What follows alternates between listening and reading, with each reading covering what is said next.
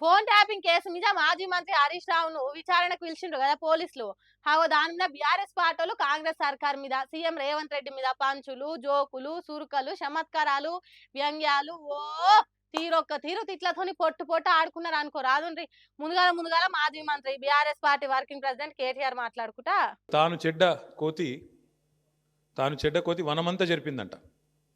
అట్లాగా రేవంత్ రెడ్డి గారు ఆయన గతంలో దరిద్రపు కొట్టు పనులు చేసిండు కాబట్టి, దొంగ పనులు చేసి దొరికిపోయిండు కాబట్టి, డబ్బు సంచులతో దొరికిన దొంగ కాబట్టి అందరూ కూడా అదే బుద్ధులు ఉంటాయి అనుకునే ఒక పద్ధతుల్లో ఆయన వ్యవహారం కనబడతా ఉంది. ఆయన కంటిన బురద అందరికి అంటాలని చెప్పి ఆయన పాపం తాపత్రయపడుతున్నాడు, తహతహలాడుతూ ఉన్నాడు. అదృష్టం అందలం ఎక్కించిన బుద్ధి మాత్రం బురద బుద్ధే రేవంత్ రెడ్డిది.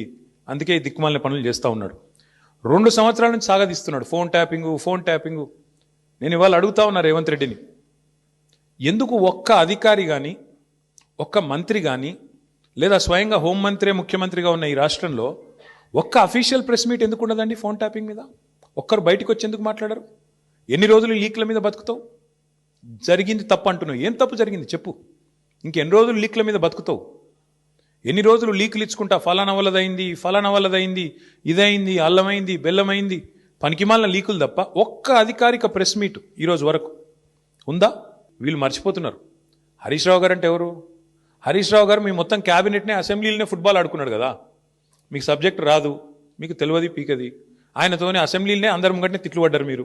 8 మంది మంత్రులు దెబ్బలు పడ్డారు మీరు. అట్లాంటి ఆయన ఇయ్యాలన్నట 5-6 పోలీసు అధికారుల మీద కూర్చోబెడితే ఏం ఫరక పడుతుంది? మీ మంత్రులనే ఫుట్బాల్ ఆడిండు, ఈ పోలీసు అధికారులు ఎంత అండి నాకు అర్థం కాదు. చేయని తప్పుకు ఏదో పనికి మళ్ళీ కేసు పెట్టి ఇబ్బంది పెడతాం అనుకుంటే భయపడతామా? కాబట్టి ఎవ్వరు భయపడం, మా కార్యకర్తలే భయపడతలేరు, మేమెందుకు భయపడతాం? బరాబర్ కొట్లాడతాం.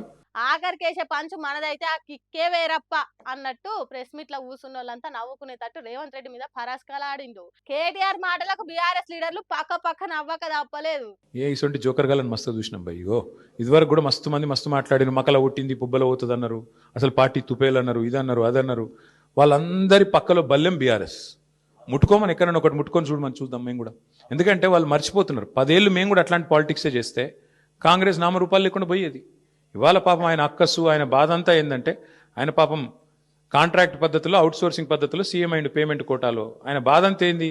సొంత ఐడెంటిటీ లేదు, ఇంకా ఎవరు గుర్తుపడతలేరు, పాపం. గుర్తుపట్టకపోతే యాక్టర్లను జైలు వేస్తాడు, యాక్టర్లు పోయి బతిమలాడుకోకపోతే జీవోలు ఇయ్యాడు. ఆయన ఐడెంటిటీ క్రైసిస్లో ఉన్నాడు. ఆఖరికి ఏదో హార్వర్డ్ పోయి చదువుకుంటాడట, మరి చదువుకొని వచ్చి ఏం చెప్తాడో తెలియదు నాకు. కానీ ఇప్పుడు హార్వర్డ్ పోయి చదువుకున్నాకైనా మరి లాగుల తొండలు, లేకపోతే అదేంది మెడల పేగులు ఇవన్నీ బంద్ అయితే అని ఆశిస్తున్నాం. గుడ్లు వీకుడు ఇవన్నీ బంద్ అయితే మంచిది. ఆడపోయినాక కూడా మరి ఇప్పుడు ఇంగ్లీష్ వచ్చిన వాళ్ళని తిడతాడు, నాకు ఒకటి తెలియక అడుగుతా. ఇంగ్లీష్ వస్తే ఆయనకి ఏం బాధనో నాకు తెలియదు. కానీ చిన్నపిల్లలు కూడా రేపు అందరు బళ్ళల్లో, గవర్నమెంట్ బళ్ళల్లో కూడా మా అక్క నేతృత్వంలో మొత్తం ఇంగ్లీష్ పాఠశాలలు పెట్టినాం. అందరు ఇంగ్లీష్ నేర్చుకుంటాను. మరి ఈయన హార్వర్డ్ పోతాడు. ఈయన మరి అక్కడ వాళ్ళు ఏం చెప్తారు, ఈయన ఏం వింటాడు, ఈయనకి ఏం అర్థమవుతుంది? అర్థమైనాక మళ్ళీ బయటికి ఏం సర్టిఫికేట్ ఇస్తారు, ఏం మాట్లాడతాడు? మళ్ళీ వచ్చి మా భయం మాకుంది. అక్కడ మళ్ళీ ఇంగ్లీష్ అనగానే నన్ను వాళ్ళని తిడతాడేమో, అరే మీరు బాత్రూమ్ కడుక్కుంటూ తిడతాడేమో. ఇంకా అమెరికాలో ఎవరి బాత్రూమ్ వాడు కడుక్కుంటాడు, మరి ఆడ ప్రొఫెసర్ అయినా కూడా వాన్ బాత్రూమ్ వాడు కడుక్కోవాలి. కాబట్టి మరి ఈయన పోయి ఏం నేర్చుకుంటాడు, ఏమవుతుంది చూడాలి. మరి 30 తారీఖు నాడు నేనైతే అనుకుంటున్నా రేవంత్ రెడ్డి గారు కొత్త మనిషి వస్తాడేమో. ఆ కొత్త మనిషి ఏమైనా కొత్త మాటలు ఏమైనా చెప్తాడా, మళ్ళీ గదే చెత్త మాటలు చెప్తాడా చూద్దాం. ఇక తర్వాత మాజీ మంత్రి సవితా ఇంద్రారెడ్డి మేడం మాట్లాడుకుంటా కాంగ్రెస్ పథకాలు ఎట్లున్నాయో, వాళ్ళ పనులు ఏ తిరుగున్నాయో కూడా చెప్పింది. అన్ని కూడా చూస్తున్నాం, అన్ని వదిలేసి ఈరోజు బతుకమ్మ చీరలు మొన్న గ్రామాలలో పెంచారు, ఇప్పుడు మళ్ళీ పట్టణాల్లో పంచుతున్నారు. ఇవన్నీ కూడా మీరు 6 గ్యారెంటీలు 420 హామీలు నెరవేర్చేదాకా బీఆర్ఎస్ పద్ధతిని ప్రశ్నిస్తూనే ఉంటాం. ఎన్ని కేసులు పెట్టి ఎదుర్కోవడానికి సిద్ధంగా ఉంటాం.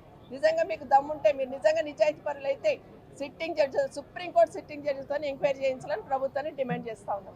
ఇట్లా సర్కారు బీఆర్ఎస్ పార్టీని ఆగం చేయాలని అన్నట్టు కాకుండా బీఆర్ఎస్ పార్టీయే కాంగ్రెస్ సర్కార్ని ఆడుకునే కార్యం అన్నట్టు నడిచింది ఫోన్ ట్యాపింగ్ సిట్ విచారణ ముచ్చట. పాపం కాంగ్రెస్ వాళ్ళు ఓటు అనుకుంటే ఇంకోటి అవుతున్నదని అంటున్నారట బీఆర్ఎస్ పార్టీ వాళ్ళ పంచులు, పవర్ఫుల్ స్పీచ్లు చూసిన వాళ్ళు.